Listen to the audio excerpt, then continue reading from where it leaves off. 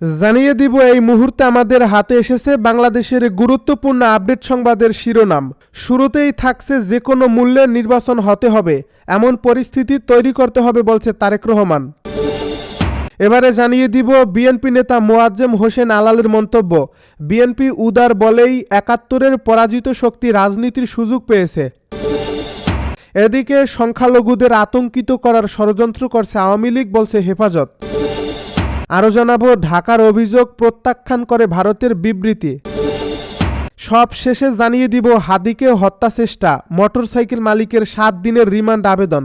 এতক্ষণ শুনছিলেন হাতে থাকা আপডেট সংবাদের শিরোনাম, এবারে বিস্তারিত।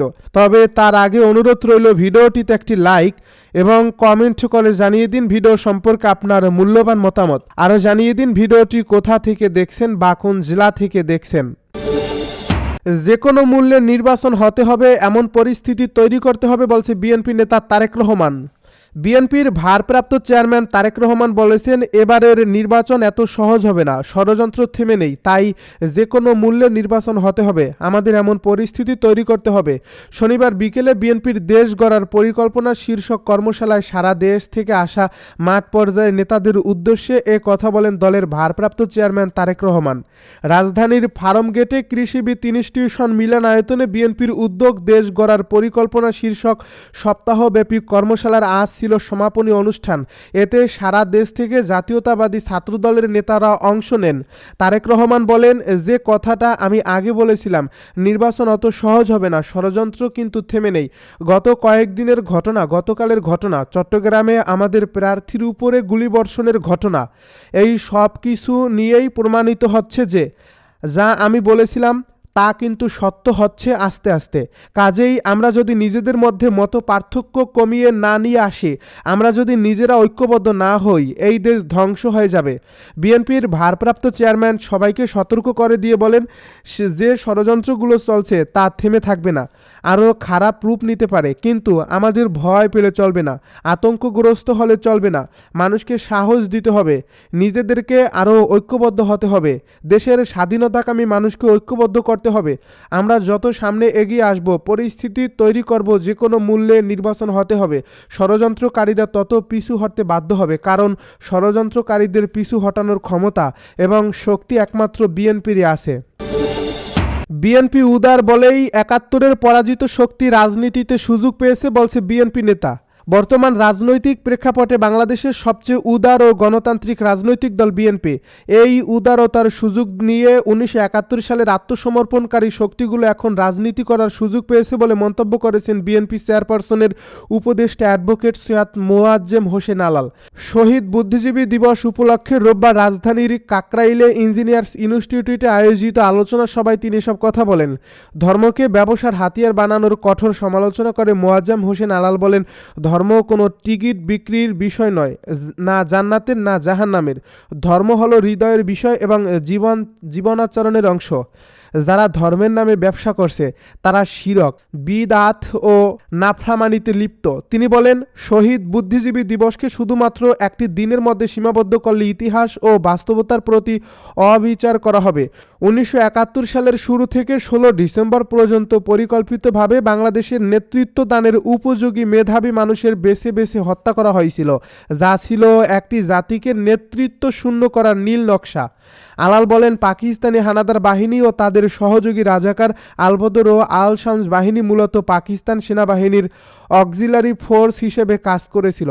১৯৭১ সালের ১৬ ডিসেম্বর আত্মসমর্পণ দলিলেও অক্সিলারি, প্যারামিলিটারি ও পলিটিক্যাল ফোর্সের উল্লেখ রয়েছে, যার ফলে কারা এই হত্যাযজ্ঞে যুক্ত ছিল তা বুঝতে দীর্ঘ তর্ক বিতর্কের প্রয়োজন নেই। সংখ্যালঘুদের আতঙ্কিত করার ষড়যন্ত্র করছে আওয়ামী লীগ বলছে হেফাজত। অজ্ঞাত পরিচয়ে তৌহিদি মুসলিম জনতা নামে সংখ্যালঘু খ্রিস্টান সম্প্রদায়ের বিভিন্ন ধর্মীয় প্রতিষ্ঠানে উড়ো চিঠি পাঠিয়ে হুমকি দেওয়াকে পতিত আওয়ামী ফ্যাসিস্টদের নতুন ষড়যন্ত্র বলে মন্তব্য করেছেন হেফাজতে ইসলামের মহাসচিব সাজিদুর রহমান। রোববার গণমাধ্যমে পাঠানো এক বিবৃতিতে তিনি এ ধরনের ঘটনার পরিপ্রেক্ষিতে ধর্মীয় সম্প্রীতি রক্ষায় খ্রিস্টান সম্প্রদায় সহ সংখ্যালঘুদের নিরাপত্তা নিশ্চিতে পাশে থাকার প্রত্যয় ব্যক্ত করেন। এ বিবৃতিতে তিনি বলেন, অজ্ঞাত পরিচয়ে তৌহিদি মুসলিম জনতা নামে সংখ্যালঘু খ্রিস্টান সম্প্রদায়ের কয়েকটি ধর্মীয় প্রতিষ্ঠানে পাঠানো একটি উদ্বেগজনক উড়ো চিঠির ব্যাপারে আমরা অবগত হয়েছি। আমরা মনে করি বিগত 5 অগাস্টের গণ অভ্যুত্থানের পর থেকে বহির্বিশ্বে এ দেশের মুসলমানদের কলঙ্কিত করার উদ্দেশ্যে হিন্দু সম্প্রদায়কে ঘিরে পতিত আওয়ামী ফ্যাসিস্টদের ষড়যন্ত্রগুলো ব্যর্থ হওয়ার পর তারা এখন খ্রিস্টান সম্প্রদায়কে টার্গেট করে নতুন ষড়যন্ত্রে নেমেছে। এমনকি গত মাসে ঢাকায় খ্রিস্টানদের একটি গির্জা ও স্কুলের সামনে অস্বাভাবিকভাবে ককটেল বিস্ফোরণের ঘটনাও ঘটেছে। আমরা এসবের তীব্র নিন্দা জানাই এবং খ্রিস্টান সম্প্রদায় সহ সংখ্যালঘুদের নিরাপত্তা নিশ্চিত করতে কঠোর আইনগত পদক্ষেপ নিতে অন্তর্বর্তী সরকারের কাছে জোর দাবি জানাচ্ছি। তিনি আরও বলেন, আমরা দেশের ধর্মীয় সম্প্রীতি রক্ষায় খ্রিস্টান সম্প্রদায় সহ সংখ্যালঘুদের নিরাপত্তা নিশ্চিতে পাশে থাকার দৃঢ় প্রত্যয় ব্যক্ত করছি।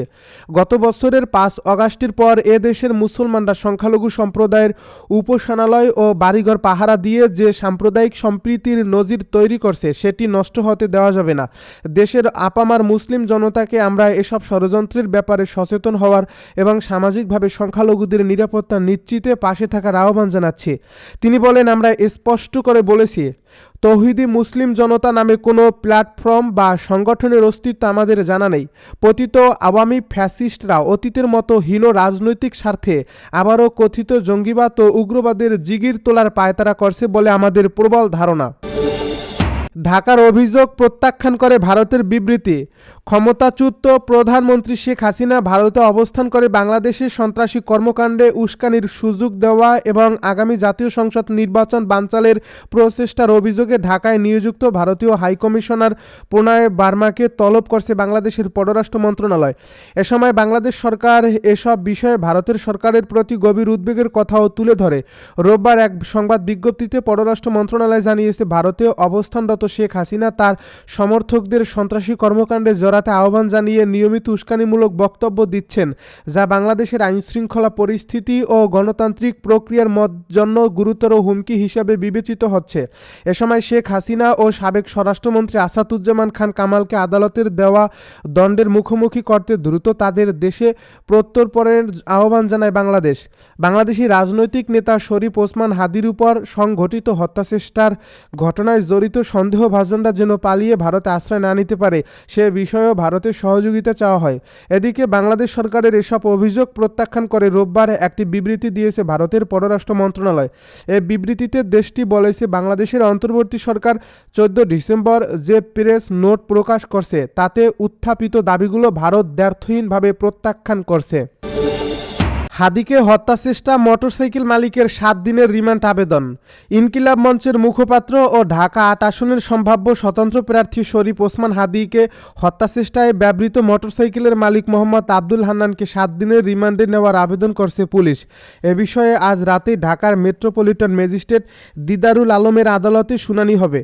এর আগে ফৌজদারি কার্যবিধির 54 ধারায় গ্রেপ্তার দেখিয়ে আসামিকে আদালতে হাজির করা হয়। পল্টন থানার উপপরিদর্শক শামীম হাসান প্রথমে তাকে কারাগারে আটক রাখার আবেদন করেন। পরে আরেক আবেদনে 4টি কারণ উল্লেখ করে 7 দিনের রিমান্ড চাওয়া হয়।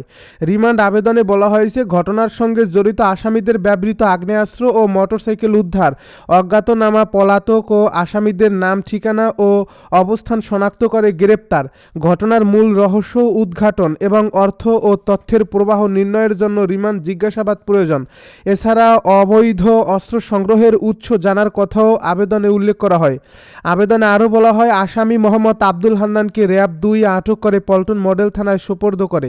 মামলার তথ্যমতে গত 12 ডিসেম্বর দুপুর 2টা 24 পল্টন মডেল থানাধীন বক্স কালভার্ট এলাকায় শরীফ ওসমান হাদি গুলিবিদ্ধ হয়ে গুরুতর আহত হন।